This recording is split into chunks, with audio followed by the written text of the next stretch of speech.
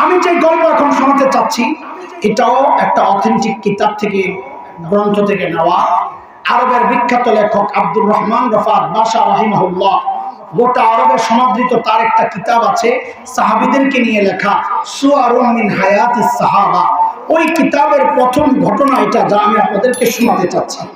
হযরত সাঈদ ইবনে আমির আল জুমাহি রাদিয়াল্লাহু আনহু মুসলমান হয়েছেন একটু দেরিতে, হিজরতের পর। দেরিতে মুসলমান হলে কি হবে? ঈমান ছিল বড় পাক্কা। কতটা পাক্কা একটা উদাহরণ শুনলেই বুঝবেন। হযরত সাইয়্যিদনা ওমর রাদিয়াল্লাহু আনহু যখন খলিফা, বুঝে শুনে বলেন, জবাব দেন। ওমর নরম মানুষ না গরম মানুষ? গরম মানুষ। কেমন গরম?